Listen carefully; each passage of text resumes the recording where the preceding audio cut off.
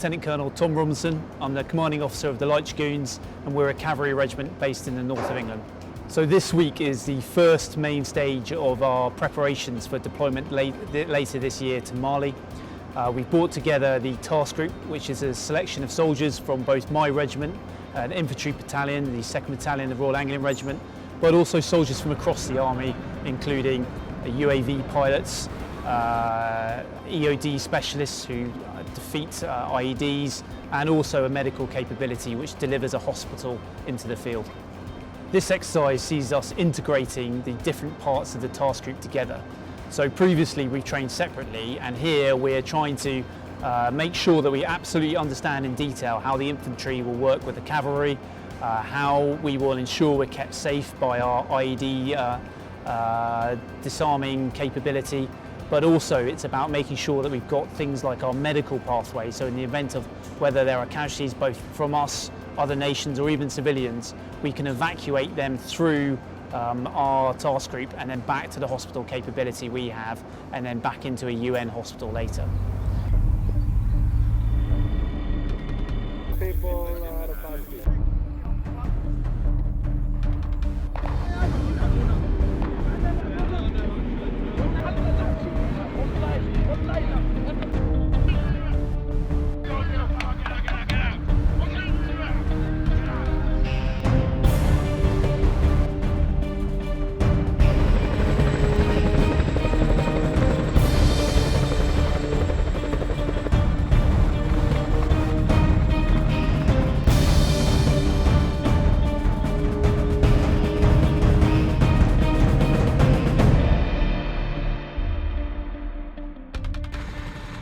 The UN operation in Mali has two objectives. The first one is to protect the people and keep them safe from the violence that is endemic in parts of Mali and is daily costing innocent people's lives.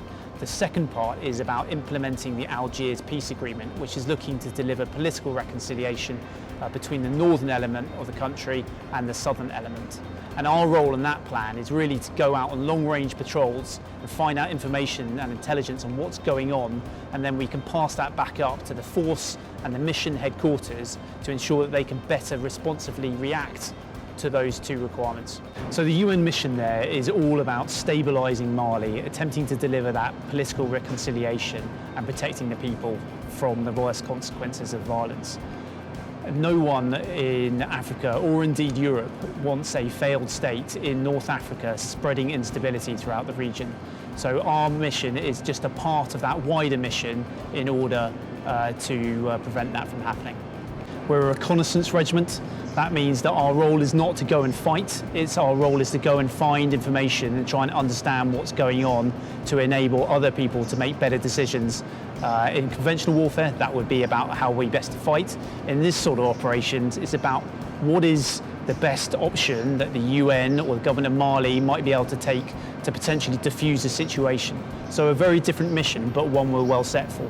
So the UN mission is there to protect the people. What that means we're absolutely not there to do is fight an insurgency. The French have a mission, a separate mission, Barkhane, which is all about combating terrorism in the region. That's not within our remit. We are not looking for a fight, and therefore our role is really more about understanding how the violence is affecting the local population and what we can do to counter that, not trying to in some way go toe-to-toe with the enemy and getting in a scrap. That's not what we're about. So for us, what success looks like is going to a remote part of Mali. It is speaking to all the various groups, the different ethnicities, the different villages, the different political factions, and understanding what it is that's driving disorder and disunity in that area. And with that information, we are then able to queue up NGO responses to potentially come in and conduct projects which are going to improve the lives of people of Mali.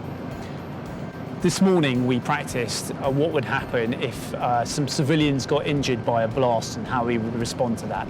And in this scenario, we were able to take them in, provide immediate first aid, then find a safe route back to our field hospital where they would have gone damage control surgery. and then they would have been taken and evacuated back to a proper hospital in a town or city. So it was a good example of how this task force could directly save lives of Malian people. There are horrible crimes being conducted in Mali on some of the weakest and least able people to be able to protect themselves from their violence. And we read reports of women and children being subjected to conflict-related sexual violence. And we hope and we are training for the ability to be able to intervene in that and be able to find and bring hopefully to justice those people who are responsible. One of the things that's most important for us to do is to be able to go out there and speak to the population. And so we are taking military specialists who have studied the culture and the ethnicity of Mali to enable us to be able to break down some of those barriers that come from being a European operating in an African state. And from being able to speak and engage with the local nationals, we hope that we'll be able to better understand their needs. And once we've been able to do that, we will then be able to ensure that the humanitarian actors will be able to at least be aware and work out where they can respond to those needs. The Long Range Recce Group will be working directly to the UN force headquarters, which currently is commanded by a Swedish general down in Bamako, which is about 1,000 kilometres to the southwest of where we'll be based. We'll be operating in a camp that we share with the Germans. There will also be Swedes there, El Salvadorians, and just on the other side of the camp is the UN super camp, which has contingents from Egypt, China, Senegal. So it is a huge multinational effort, and it's something that I personally haven't experienced before. I've only ever done in NATO operations. I'm sure it's going to be very different, but I think it's going to be hugely challenging and rewarding. This tour is going to be hard, there's no question about that. Even the environment in Mali is tough. You know, it is the foothills of the Sahara Desert. It can get up to 40 degrees in the summer. You can have sandstorms coming out almost of nowhere and catching you unawares. There's also malaria areas. There are all sorts of snakes, scorpions, elephants. You're in the bush in Africa. So it is going to be hard work, but soldiers love a challenge, and we're all pretty excited to get out there and see what it's actually really like. We'll have a field hospital with us at all times, and that field hospital can go from being in the back of a truck to receiving a casualty in 25 minutes. And at 45 minutes, it will have a full operating theatre set up, ready to conduct surgery. So it's a hugely impressive capability, manned from surgeons who work in the NHS normally, and who will be deploying alongside us to ensure that we get the best possible medical care.